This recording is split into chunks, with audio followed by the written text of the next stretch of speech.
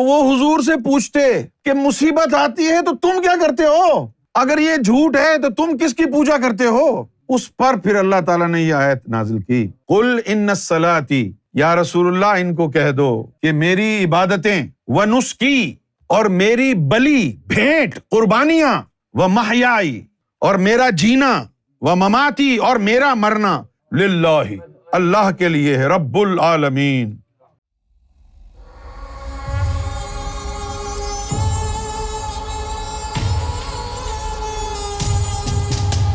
یہ اللہ تعالیٰ نے حضور نبی کریم صلی اللہ علیہ وآلہ وسلم کہا کہ ایسا کہہ دیجئے کافروں کو۔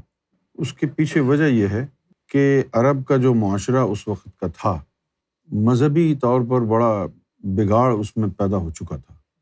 ایک تو اس معاشرے میں ایسے لوگ تھے جو خدا کو مانتے نہیں تھے، پھر کچھ لوگ ایسے تھے کہ جو کئی خداؤں کا تصور رکھتے تھے، اور پھر اس معاشرے میں یہودی بھی تھے، عیسائی بھی تھے۔ یہودیوں میں بھی 72 فرقے بن چکے تھے، اور وہ جو تعلیمات تھیں موسیٰ علیہ الصلوۃ والسلام کی، اس تعلیم میں انہوں نے کافی بگاڑ پیدا کر دیا تھا۔ بہت سارے عقائد ان کے خراب ہو چکے تھے۔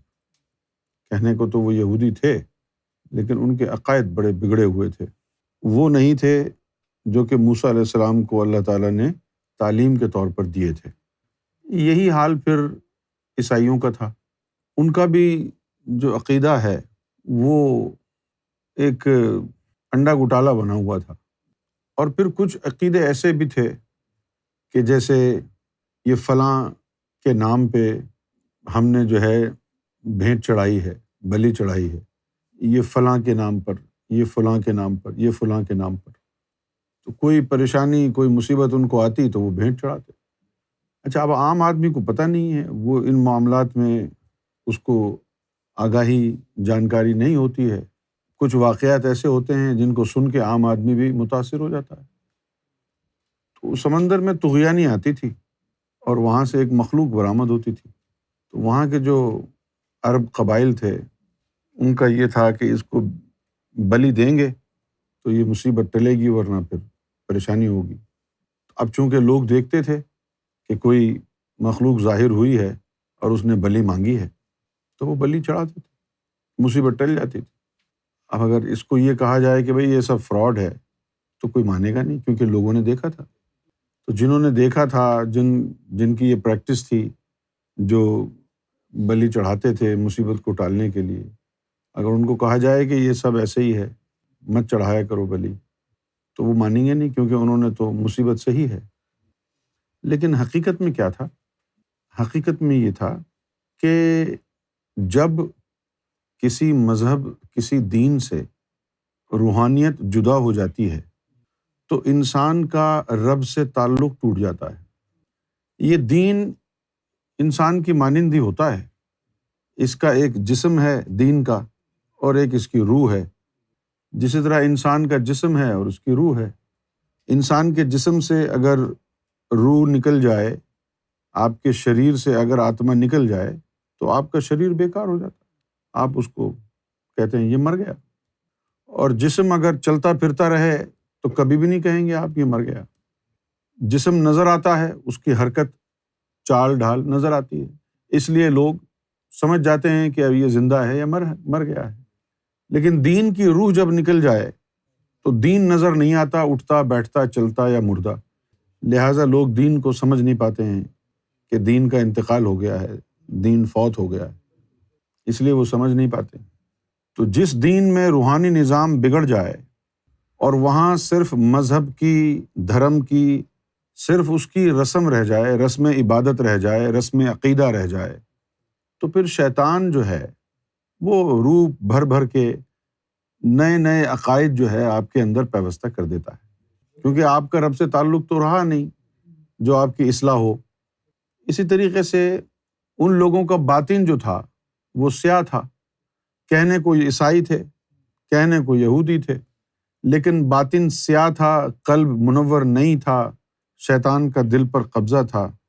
لہٰذا پھر شیطان ان کے ساتھ کھیلنے لگا اور کوئی شیطانی مخلوق آ کے خدا بن کے ان کے سامنے بلی لیتی، یہ جنات ہوتے، کیونکہ روپ بدل بدل کے شیطان آتا ہے۔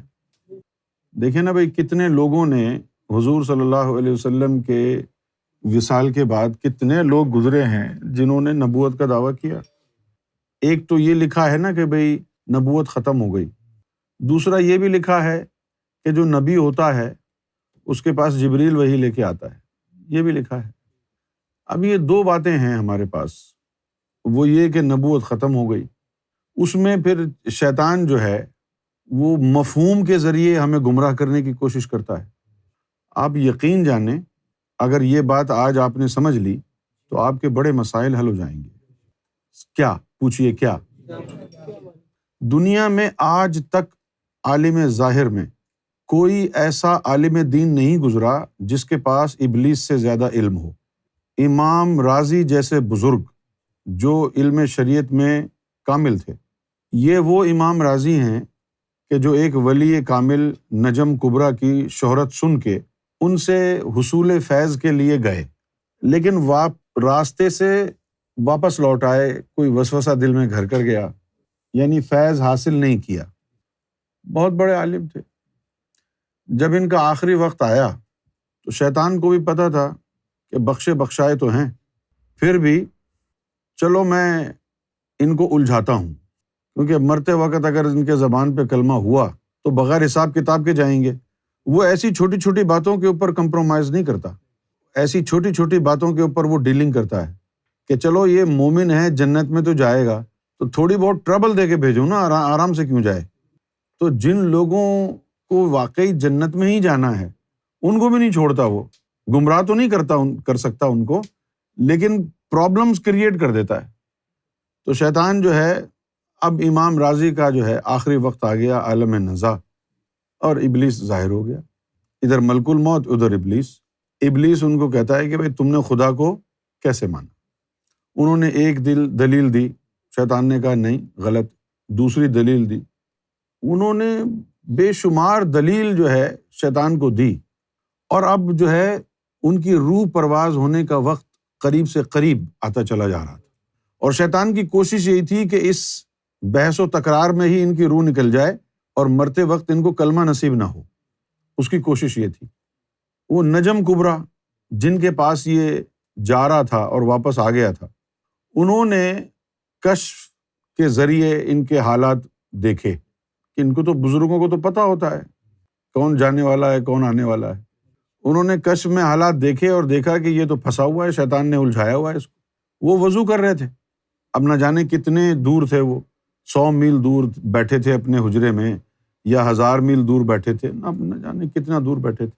وہیں سے انہوں نے وضو کرتے ہوئے پانی کا چھینٹا مارا اور کہا کہ کمبخت، اس کو بول میں نے رب کو بغیر دلیل کے مانا۔ تو وہ پانی کا چھینٹا ان کے چہرے پر آ کے پڑا، اور جب انہوں نے کہا شیطان کو کہ میں اللہ کو بغیر دلیل کے مانتا ہوں، تو ابلیس مسکرایا اور کہنے لگا میں تم جیسے ہزاروں کو اس وقت نزا کے وقت گمراہ کر چکا ہوں۔ اس بات کو سمجھنے کی کوشش کریں۔ بہت سے مسلمان ایسے ہوتے ہیں، زیادہ تر مسلمان جو علماء سے بڑے متاثر ہوتے ہیں، لیکن ان کو پتہ نہیں ہوتا ہے کہ دنیا کا سب سے بڑا عالم ابلیس سے بڑا کوئی عالم نہیں۔ تو اس دور میں جب حضور تشریف فرما تھے تو یہودیوں کا عقیدہ بگڑ چکا تھا، عیسائیوں کا عقیدہ، ہندوؤں کا عقیدہ بگڑ چکا تھا اس دور میں۔ دیکھو جی، میں آپ کو ایک چھوٹی سی بات سمجھاتا ہوں، سمجھ میں آ جائے تو پھر دعا دے دینا۔ ایک تو مورت ہے مندر میں رکھی ہوئی بھگوان کی، لیکن ایک مورت ہے آپ کے باپ کی، اس کے باپ کی، اس کے باپ کی، جس کو آپ نے بنا کر کے مندر میں رکھ کے اس کی پوجا کر رہے ہیں، تو یہ تو شرک ہو گیا نا۔ قرآن مجید میں کیا آیا؟